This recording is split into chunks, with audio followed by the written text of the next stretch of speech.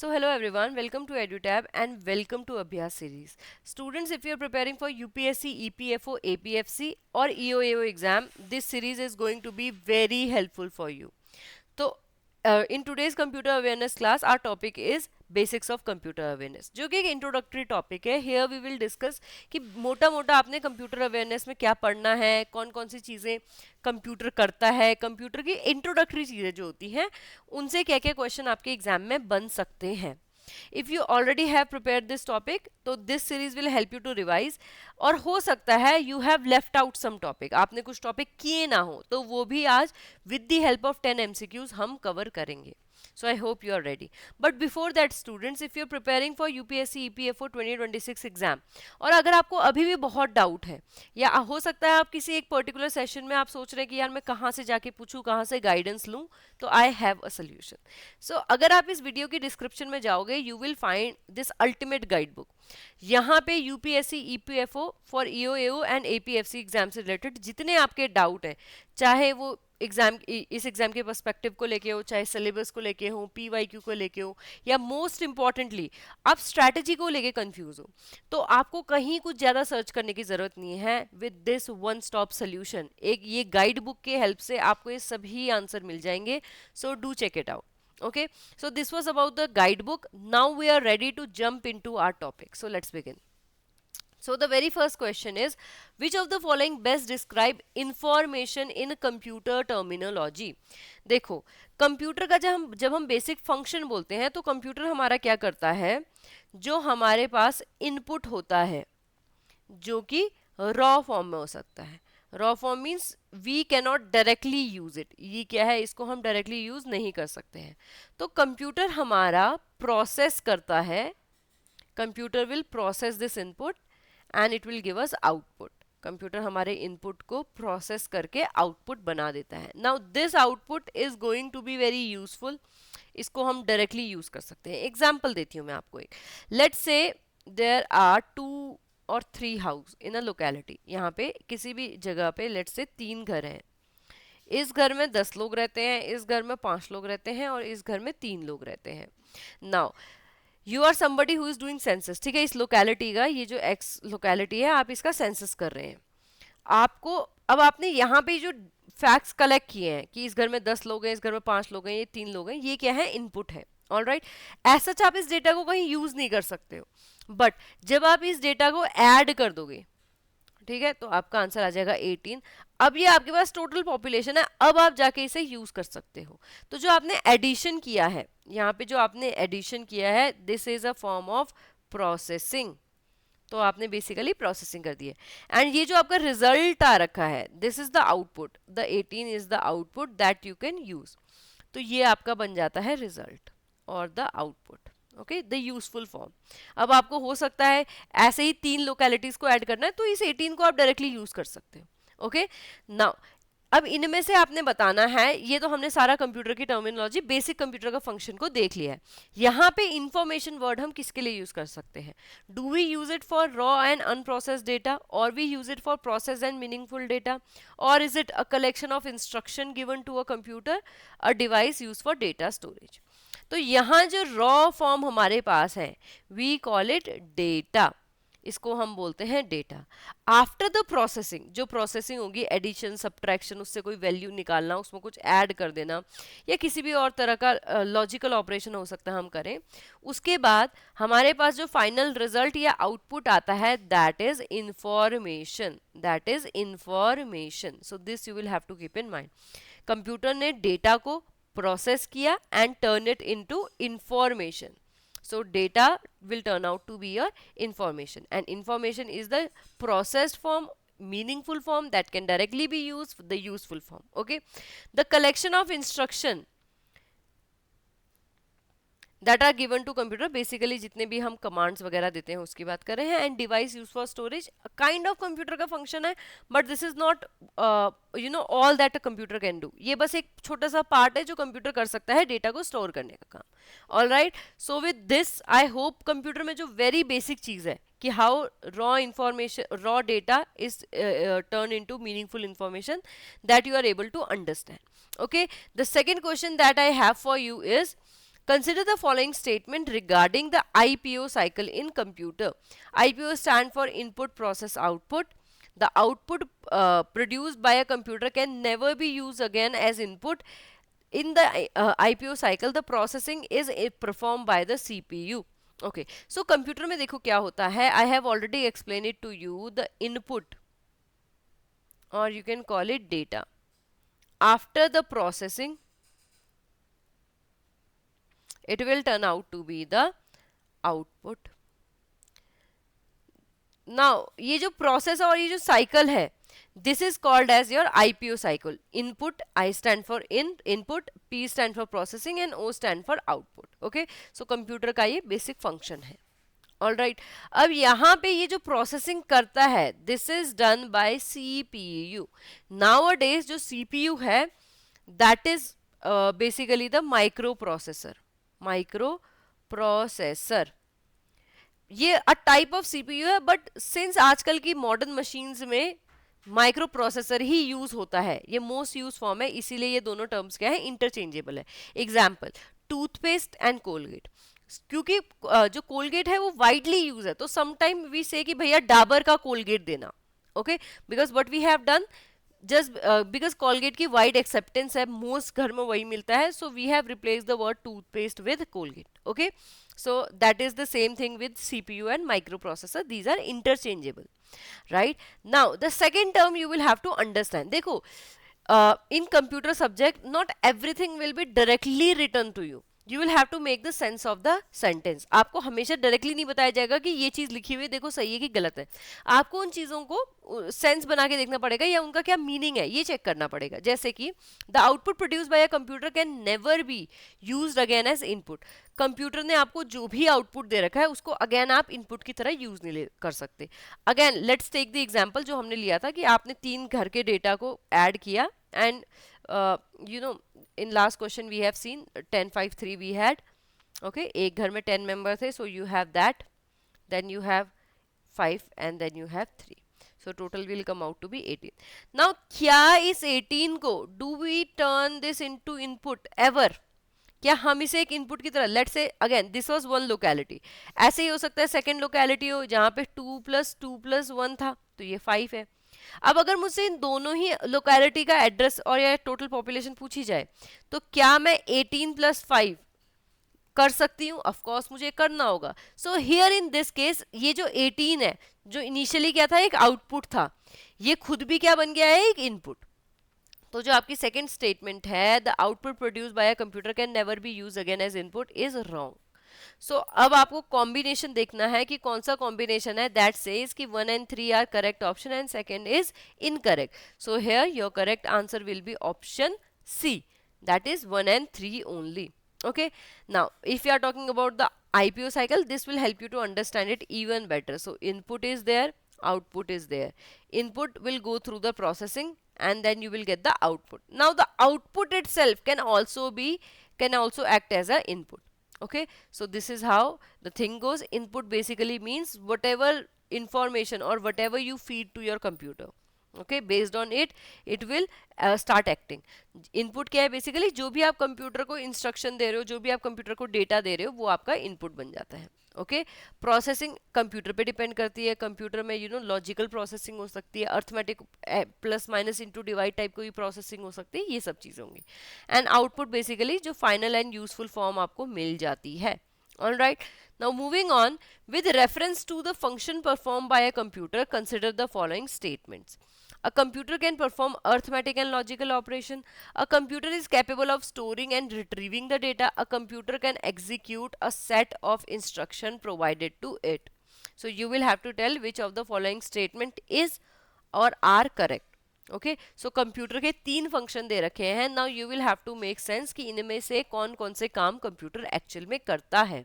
The very first function से कि computer arithmetic and logical operation करता है, दैट इज एब्सोल्युटली करेक्ट. आपका computer plus minus into divide जैसी चीजें करता है. And even if you give your computer logical operation क्या होते हैं, जब आपने कहा सिचुएशन दी कंप्यूटर को कि जब आपका ए एंड बी दोनों ही राइट होगा तो आंसर भी राइट होगा. अगर इनमें से एक रॉन्ग है और दूसरा राइट है तो रॉन्ग हो जाएगा। अगर इनमें से पहला राइट है दूसरा रॉन्ग है तो भी रॉन्ग हो जाएगा। लेकिन आपने तीसरी चीज सिखाई कि अगर दोनों ही रॉन्ग है तो भी ये राइट हो जाएगा। ओके, तो आपने अपने कंप्यूटर को एक लॉजिक समझाया है। इस लॉजिक के बेस पे अब आप जो भी सिचुएशन आपके कंप्यूटर को देंगे कंप्यूटर वो करेगा।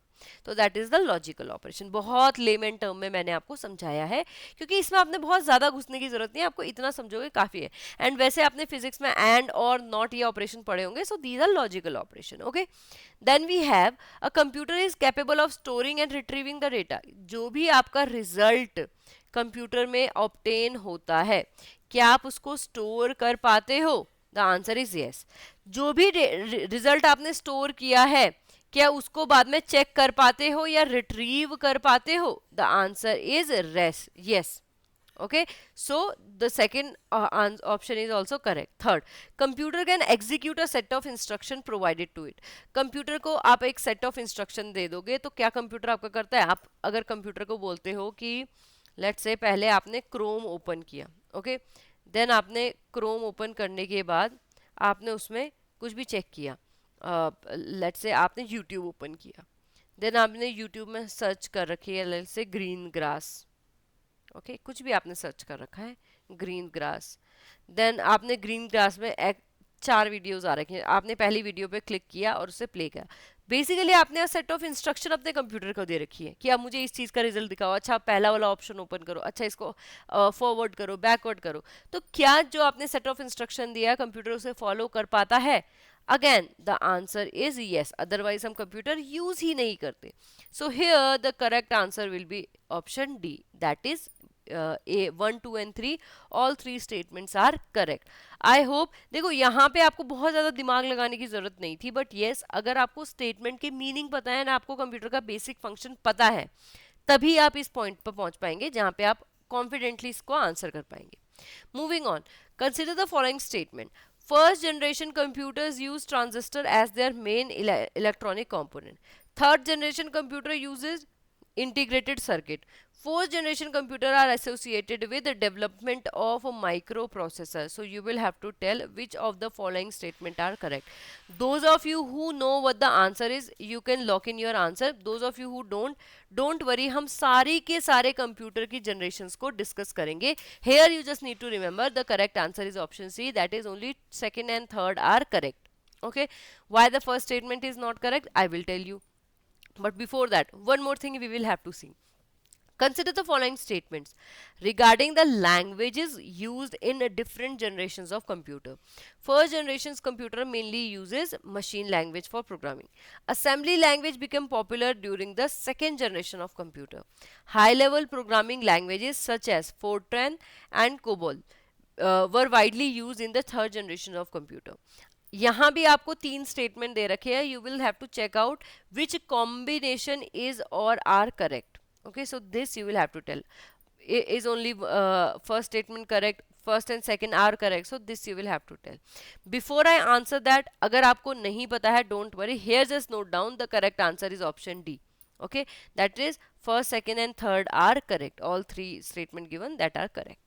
Now to understand these, those of you जिन्होंने ये टॉपिक पढ़ रखा है, वेल एंड गुड, आपने रिवाइज कर लिया होगा. अगर आप कहीं मिस्टेक कर रहे हैं तो आप अपनी गलती पहचान सकते हैं. Those of you who have not covered this topic, understand this.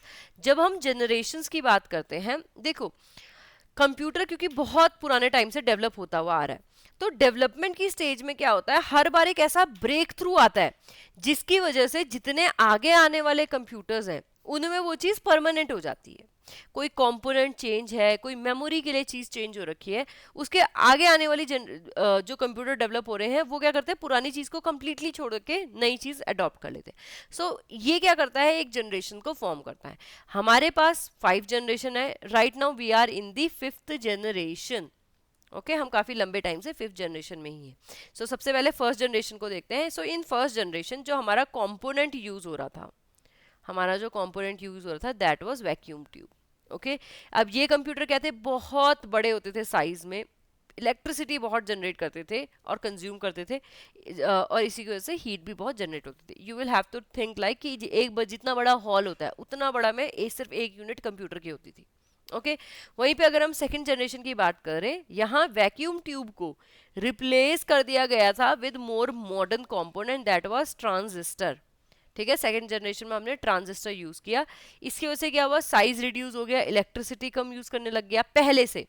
ठीक है, एंड ऑफ कोर्स हीट भी लेस जनरेट होने लगी। जब इलेक्ट्रिसिटी कम जनरेट कर रहा है, सॉरी कंज्यूम कर रहा है, तो हीट भी कम जनरेट करेगा। अब क्या हुआ, एक रेवोल्यूशन आता है एंड ट्रांजिस्टर जो है आपका कंप्लीटली रिप्लेस हो जाता है with integrated circuit computer.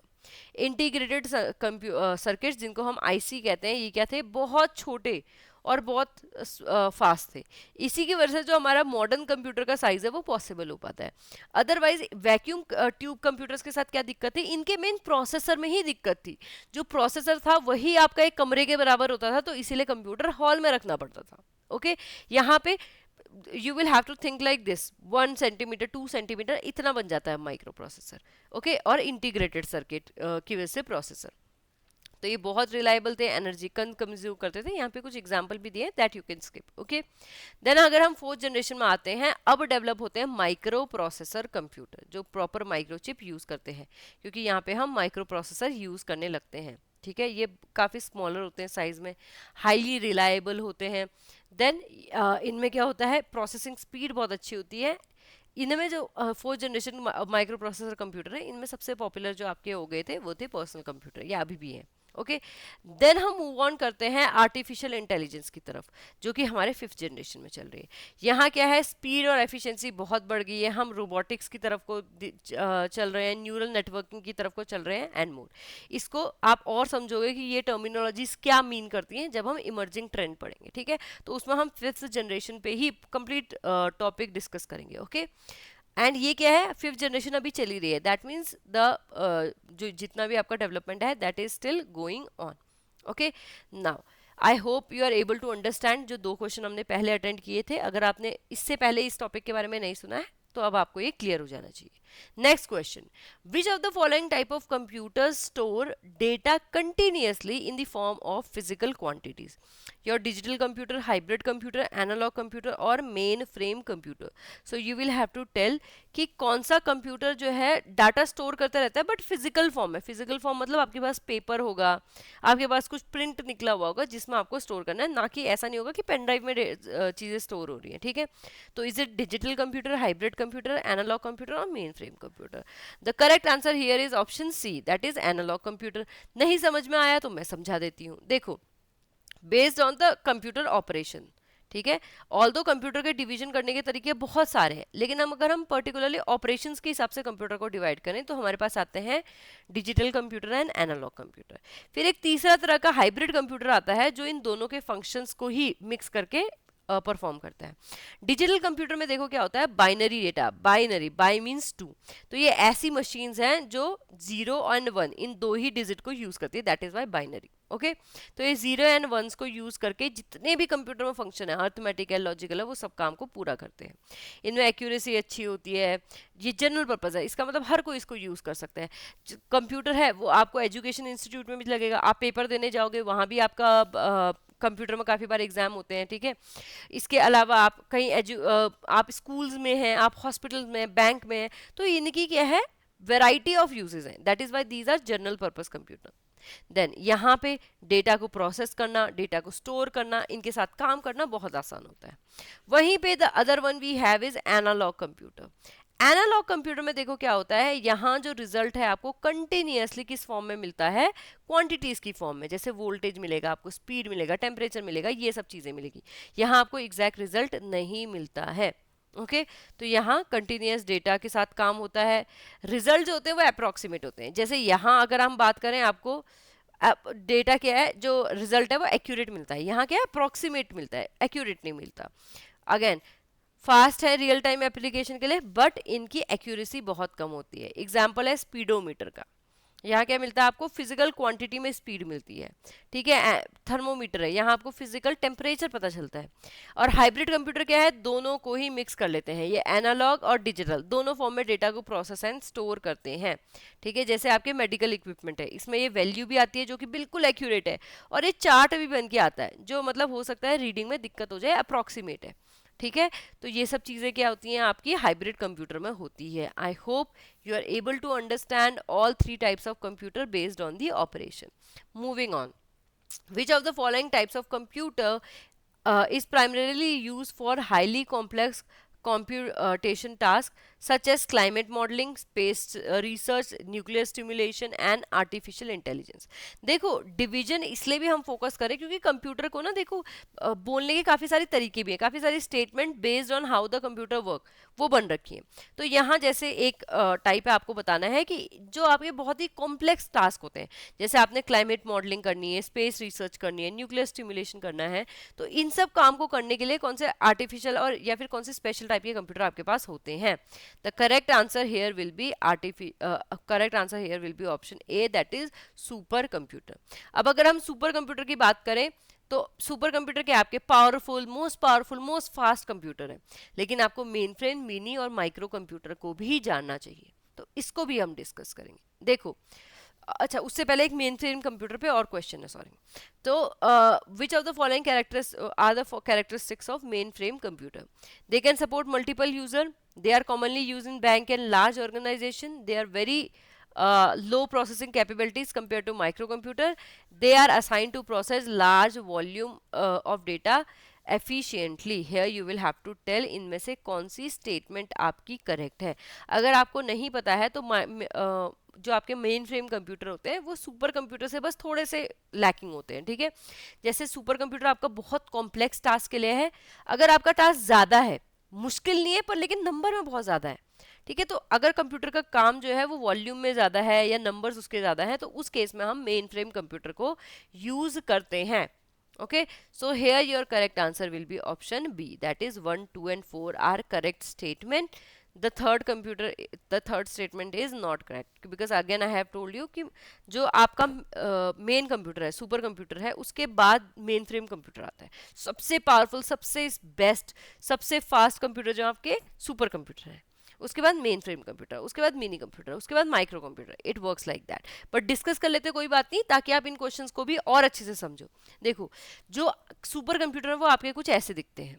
okay, these are the fastest, more powerful type of computer that can do scientific calculation and what type, complex type, जहाँ पे आपके लॉग लगने हैं, 10-20 फॉर्मूलों को एक साथ कंसिडर करना है, वैल्यूज पॉइंट्स में आ रही है, पाई की वैल्यू अप टू 20 पॉइंट्स लेनी है, इस टाइप की चीज़ें, ठीक है। तो नॉर्मल आपका कैलकुलेटर, आपका कंप्यूटर ऐसे टास्क नहीं कर पाता है, ये सुपर कंप्यूटर को करने होते हैं।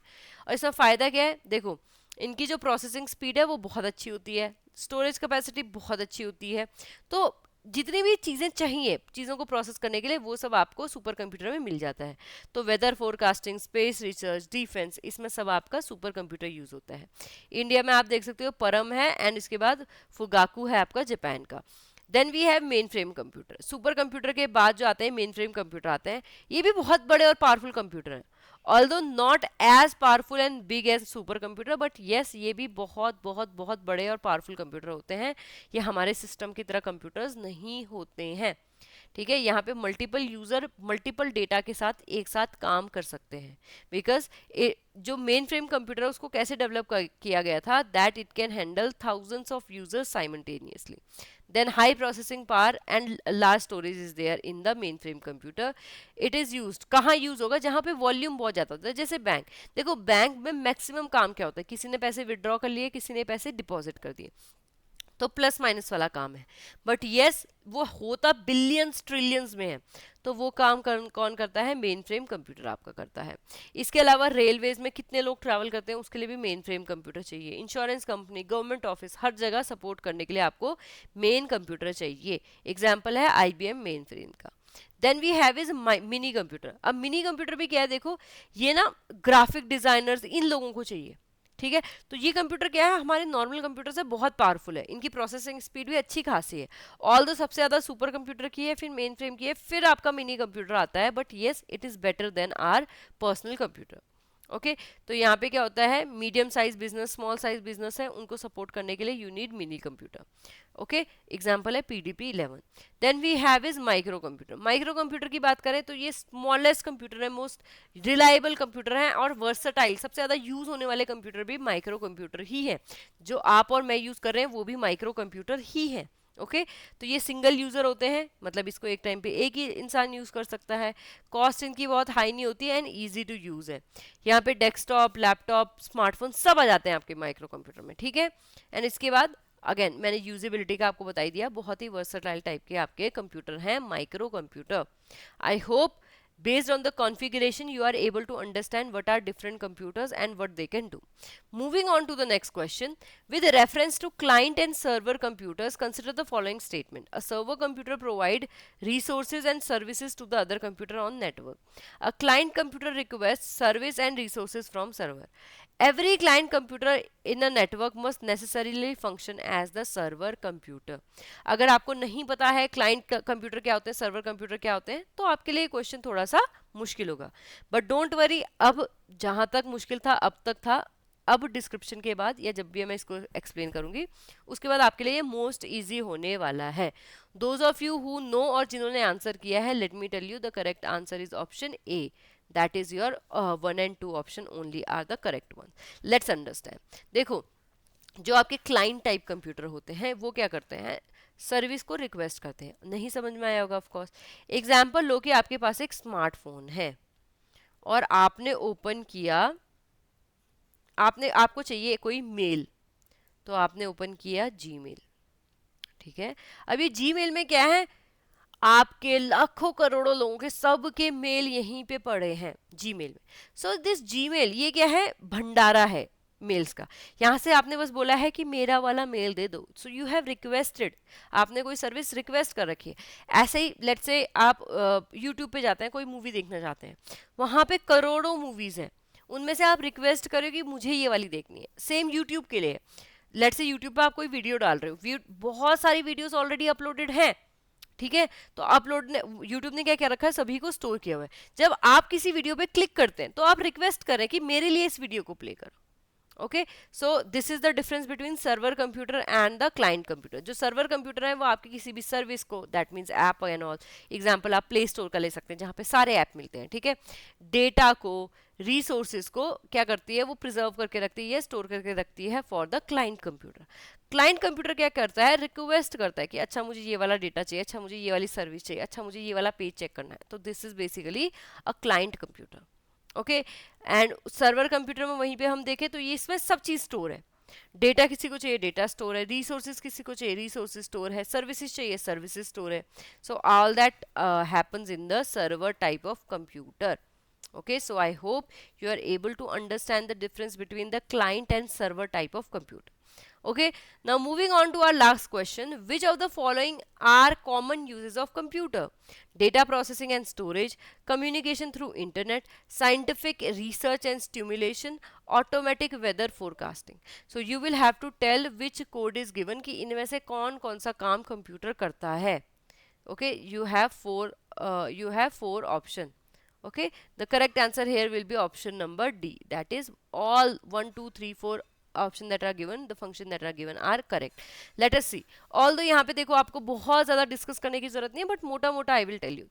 जो आपका कंप्यूटर है वो डेटा को प्रोसेस करने एंड स्टोर करने में, जो कि आपके सर्वर टाइप के कंप्यूटर होते हैं उसमें इन्वॉल्व होते हैं। Then scientific research and stimulation के लिए we had talked about the super computer. अगर आपने यहाँ से स्पेसशिप भेजना है मून पे, या आपने स्पेसशिप भेजना है लेट्स से जुपिटर पे, तो इन सब की कैलकुलेशन के लिए कि क्या स्पीड चाहिए, कितना फ्यूल लगेगा, कितने एंगल पे देखना पड़ेगा, कौन कौन से कंपोनेंट लगेंगे, आपके ये सब डिसाइड होते हैं with the help of computer, क्योंकि computer is also very useful in scientific research and stimulation.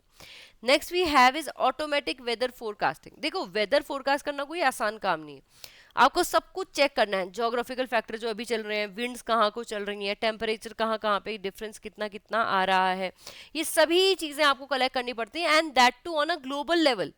ठीक है, ऐसा नहीं है कि आप लेट्स से आप दिल्ली में बैठे हो तो बस दिल्ली की हवा वहाँ पे होगी, नहीं, पूरे फैक्टर्स को कंसिडर करना पड़ता है, उसके बाद ये प्रोडिक्शन की जाती है, क्योंकि इतने सारे फैक्टर्स है करने के लिए और उनको किस तरीके से यूज करना है, इसीलिए ये काम भी आपका सुपर कंप्यूटर करता है।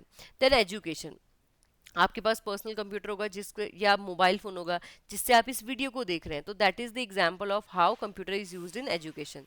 देन बिजनेस, बिजनेस बेसिकली जब हम बोलते हैं तो डेटा मैनेज करना है, अकाउंटिंग करनी है, डेटा को स्टोर करके रखना है, सबकी सैलरी निकालनी है, तो बिजनेसेस को जितने भी काम करने होते हैं वो सब भी कंप्यूटर की हेल्प से किए जाते हैं। Then scientific research and stimulation, आप कोई भी चीज़ में डेटा एनालाइज करते हो साइंटिफिक डेटा को, तो वो भी आपका कंप्यूटर की वजह से किया जाता है। देन इंटरटेनमेंट, आप मूवी डेवलप कर रहे हो, म्यूजिक डेवलप कर रहे हो, गेम प्ले कर रहे हो, एडिटिंग कर रहे हो, तो ये सब किससे होता है? इंटरटेनमेंट, एंड इसमें भी आपका कंप्यूटर यूज होता है। Then we have is health care. Health care मतलब डॉक्टर्स जो आपका टेम्परेचर देख रहे हैं वो भी आपका किसकी हेल्प से हो रहा है? कंप्यूटर की हेल्प से हो रहा है। देन इंजीनियरिंग एंड डिजाइनिंग, घर डिजाइन हो रहा है, 3D मॉडलिंग करनी है, ड्राफ्टिंग करनी है, आपने शेयर फोर्स वगैरह देखनी है कंप्यूटर की, तो ये भी कौन करता है? आपका कंप्यूटर करता है कैलकुलेशन सारी। देन गवर्नमेंट ऑफिस में भी कंप्यूटर हैं फॉर एडमिनिस्ट्रेशन एंड ऑल, उसके लिए भी आपके कंप्यूटर चाहिए। Then banking and finances, banking को कितना सारा डेटा स्टोर करके रखना पड़ता है, उसके बाद आपका यूपीआई एंड ऑल है, तो इसमें भी आपका कौन हेल्प करता है? कंप्यूटर। देन बेसिक, आप मूवी देखना चाहते हो, इंटरनेट चलाना चाहते हो, शॉपिंग करना चाहते हो, इसमें भी आपका कंप्यूटर यूज होता है। देन कम्युनिकेशन आप इंटरनेट के थ्रू करना चाहते हो, be it through Gmail, be it through Telegram, be it through WhatsApp, इसमें भी आपका कंप्यूटर हेल्प करता है। अब आपको ये चीज़ बहुत अच्छे से समझनी है कि कंप्यूटर आपका एवरीडे लाइफ में यूज होता है। ओके, एंड कंप्यूटर के क्या है? डेली यूजेस है, with the help of internet also, without the help of internet also. Basically जो इंटरनेट है वो भी बस कंप्यूटर का कनेक्शन है, चाहे सर्वर से हो चाहे एक दूसरे कंप्यूटर से। Okay, so with this we have completed all 10 questions. So I hope you are able to understand this. Now students, before I end this video, if you are looking for some quality courses that will help you to cover all the syllabus that you have for UPSC EPFO, या हो सकता है आपको कोई component है जो cover नहीं हुआ है, आप चाह रहे हो कि वो cover हो जाए, तो उसके लिए if you are looking for some quality courses, so EduTap have a great course to offer. Okay, तो यहाँ पे एग्जाम फोकस कोर्स आपको मिलेगा। बहुत सारी चीज़ें होती हैं, अगर आप बेसिकली चाहते हो कि मैं दुनिया की सभी चीज़ें कवर कर लूँ, तो आपका सिलेबस ऐसे कवर नहीं होगा कभी भी। बट अगर आप एग्जाम के लिए बहुत सीरियस एंड लिमिटेड टाइम में अपना बेस्ट दे के प्रिपेयर करना चाहते हैं, so we have the course for you, just the course. Okay, so here you can see are UPSC APFC and EOAO course. So here you will find it like this. अब इस page का आपको link कहाँ मिलेगा? So go in the description box, वहाँ पे आपको इसका लिंक मिल जाएगा। So here you can see, once you click on buy now, okay, तो आपका ये पेमेंट का पेज ओपन हो जाएगा। यहाँ आपने सारी डिटेलिंग डालनी है। ओके, ये सब चीज़ें आप करोगे। Now here you can C right now the price it is showing is 11,500, but यहाँ पे क्योंकि कूपन एक अवेलेबल है, अगर आप उसको अप्लाई करते हो, so you will see the price will break down into 50%, तो आपको ये सिर्फ 5,750 में पड़ जाएगा। ऑल राइट, तो जो भी कूपन उस वक्त अवेलेबल होगा, you can do check it out. अभी जो कूपन अवेलेबल है मैंने वो आपको शो कर दिया है। All right, so you can check out the course also. So thank you so much students, I hope you will have a nice day, prepare well for your examination, and all the best.